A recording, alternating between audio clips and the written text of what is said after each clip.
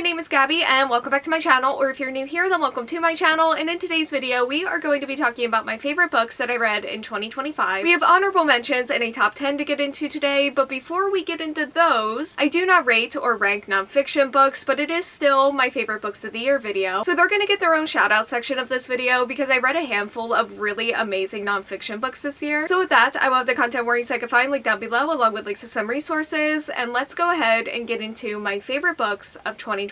Starting with the nonfiction books in the order that I read them in, we have Hood Feminism by Mikki Kendall, How to Live Free in a Dangerous World by Shayla Lawson, One Day Everyone Will Have Always Been Against This by Omar El-Akkad, Things You May Find Hidden in My Ear, Poems from Gaza by Mossab Abu Toha, and Son of Elsewhere by Elamin Abdelmahmoud. Something else to note about this list is that I read a lot of manga in 2025, and none of them will be in this video today because they get their own very long video, which is already up, where I rank them from my least favorite manga series that I read in 2025 to my favorite manga series that I read in 2025. So with that, let's go ahead and get into the list now, starting with naming all of my honorable mentions, starting with Kiki's Delivery Service by Eiko Kadono, The River Has Roots by Amal El-Mohtar, Zyla and Kai by Christina Forrest, The Romantic Agenda by Claire Kahn, I'll Be the One by Lila Lee, We Deserve Monuments by Jazz Hammonds, Highly Suspicious and Unfairly Cute by Talia Hibbert, You Started It by Jackie Kalilia, Before I Let Go by Kennedy Ryan, Make Room for Love by Darcy Lau, The Buffalo Hunter by Stephen Graham Jones, These Vengeful Gods by Gabe Konavoa, The Brides of High Hill by Nevo, Magodas by Gabe Kodoro, and finally Wish You Weren't Here by Aaron Baldwin. We do have 10 other amazing books to talk about today, starting with Her Radiant Curse by Elizabeth Lim. And this follows our main character who was cursed with a serpent's face after her father offers her as a sacrifice to the demon witch, making her the opposite of her beautiful sister, who is the only person who doesn't see her as a monster after this curse. When her sister is going to be married to the winner of a contest, she is the only person who is going to be able to defend her from the cruelest of suitors, becoming his target in the process. This is a prequel to the Six Crimson Cranes duology, which has been on this list in the past and is one of my favorite duologies that I've ever read. So I had a lot of hope going into this, especially because it was kind of hyped in The Dragon's Promise. I just thought that this character was interesting in that duology as a whole. And yeah, it definitely lived up to my expectations here. The writing style was beautiful and atmospheric, which it's Elizabeth Lim. This is far from the first time I've said this about one of her books. And this book just felt so adventurous, and I loved every second of being on that adventure and just getting to explore the world, especially again with the writing style. My only complaint about this is that I wish we could have just have settled in the places more and just further developed the relationships and just slow down overall. But I still love the characters, I still had a lot of fun with this, and the magic and fantasy overall. Next up we have the Tea Dragon Society, the Tea Dragon Festival, and the Tea Dragon Tapestry by Kay O'Neill. And this is a graphic novel series that follows a blacksmith apprentice after she discovers a lost tea dragon at the market. And this leads her to a tea shop where she learns about the dying art of tea dragon care. So I read these after reading another graphic novel from this author, which more on that later, but I knew going into this series that I was going to really love the art style and that it was going to be cozy, and those things are all very true. The tea dragons were somehow even more cute than I thought that they were going to be. I love and adore them so much, and the series is just so full of heartwarming moments that genuinely meant a lot to me. There's a focus on just things taking time and finding the beauty in that, and also your craft being important no matter how simple it may seem. And there were just so many amazing messages and reminders woven into these stories here that made me feel even more connected to the characters, because the series also has a lot of really amazing characters and relationships and just a ton of heart overall. Next up is Mornings in Jenin by Susan Abu Hala. And this is a multi-generational story about a Palestinian family after they are displaced to live in canvas tents in the Jenin refugee camp in 1948. And we follow them as they live through half a century of violent history while they wait to return to their lost home. I listened to Against the Loveless World by this author a couple of years ago, and I knew after finishing that book that I wanted to also listen to this one at some point. And yeah, I was just as emotionally destroyed by this one. It is heartbreaking, and there's just so much devastation and violence that this family faces. There's also a line in here, something along the lines of, surely somebody somewhere will see what is happening here and stop this. And that's always really stuck with me, especially because I was listening to this audiobook around the same time that I listened to One Day Everyone Will Have Always Been Against This, which again just really adds to the heartbreak of it because this book is set in the past and it's still happening. And I just felt really attached to the characters. There are some really beautiful moments of joy in here as well, and I really love those moments. I will say there were a few moments within the audiobook where I did feel kind of lost, and it is a structure and pacing thing. So there were portions of this where I was just kind of lost and trying to find my footing again, but I always did. And yeah, this was just as amazing as I always thought that it would be. And that brings us to number 7, and from this point onwards we have 5-star reads reads only, starting with Model Home by River Solomon. And this follows 3 siblings from a family who, when they moved into the neighborhood, they were the only black family. The neighbors acted nice enough, but scary, strange, and unexplainable things began happening right away inside of the house. But they refused to abandon their home, and now as adults, these 3 siblings have all left, leaving their parents all alone in the house. However, when news of their parents' death arrived, they reunite to reckon with their family's past and present and try to figure out what happened to them, as they did not die natural deaths. The first aspect about this book that immediately stood out to me was the writing style. It is unlike anything I have ever read, which made this book feel so interesting and captivating. Like, it felt so smart. And I have so many tabs in this book, and they're all from lines that just really impacted me while I was reading this. The story itself is a mix of like fantasy horror and real life horror, and it all blends in a way that is so gutting. And the way that the story unfolds here throughout this book is just really incredible from a structure and pacing standpoint. But yeah,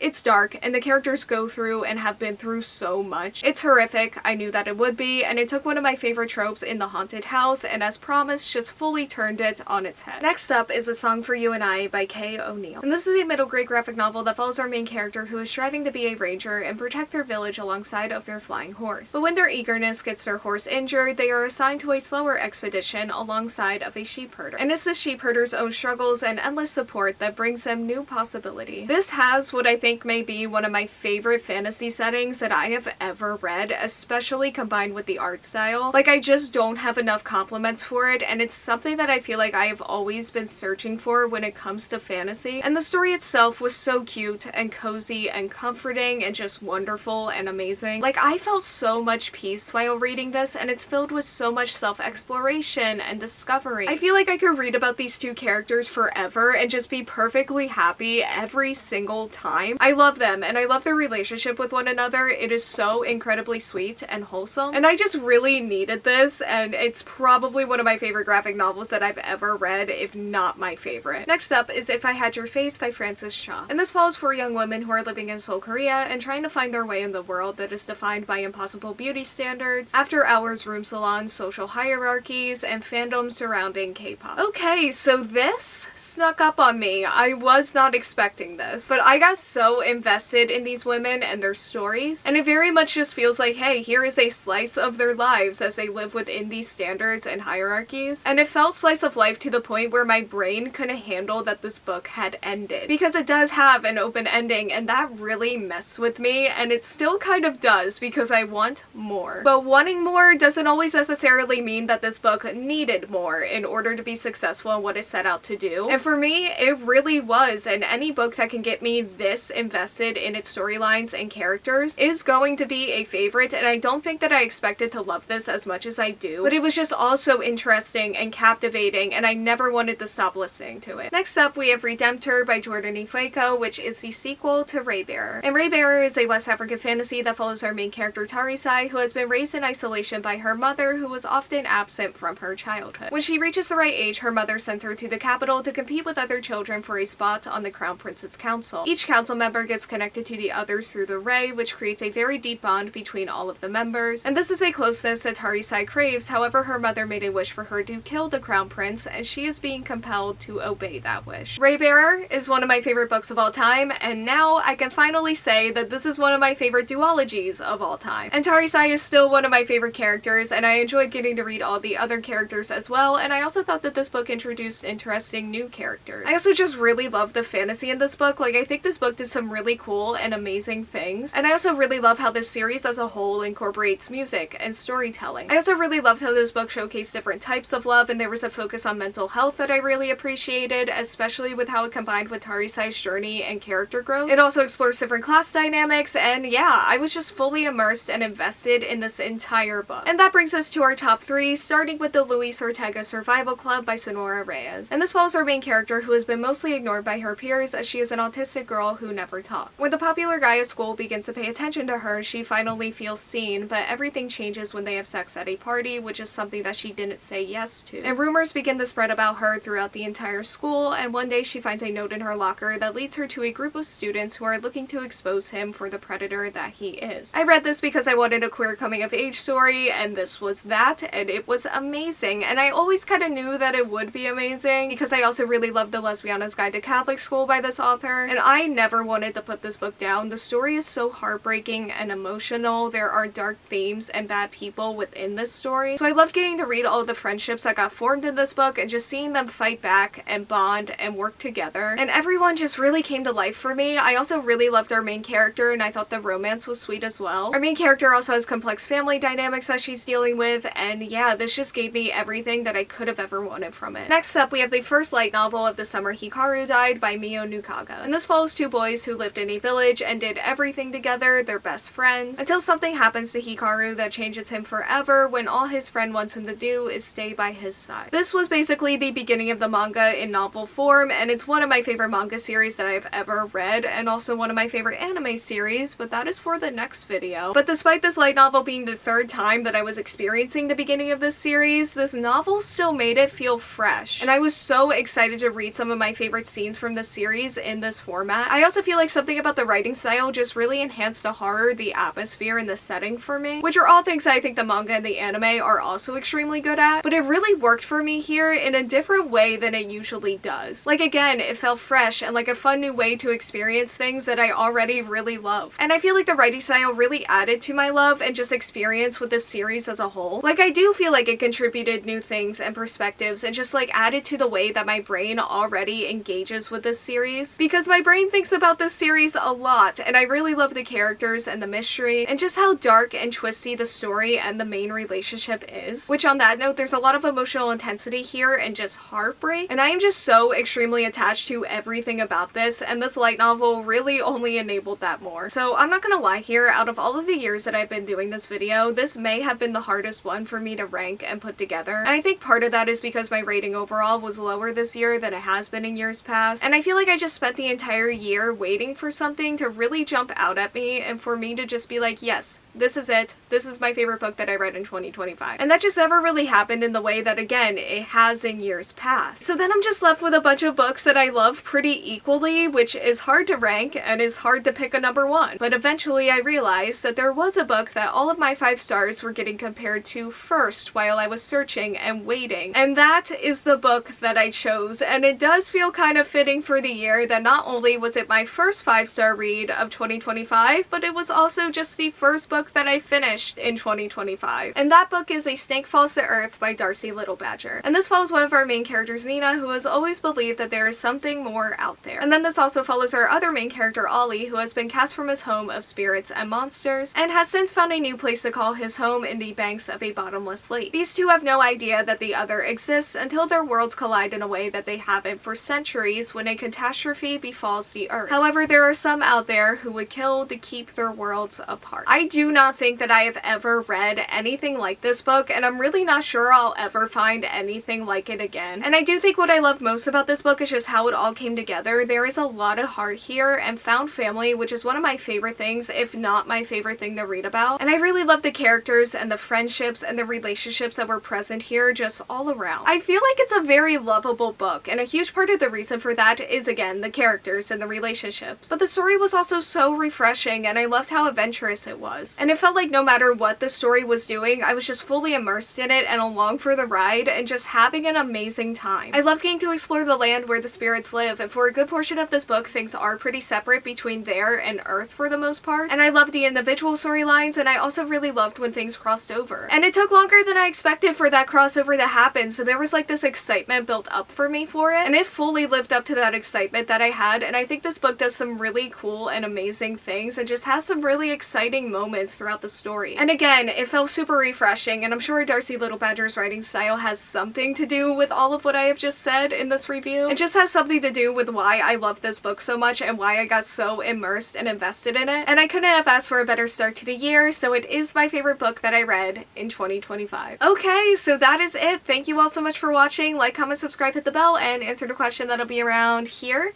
if you want to do that. And hopefully I will see you here next time. Bye.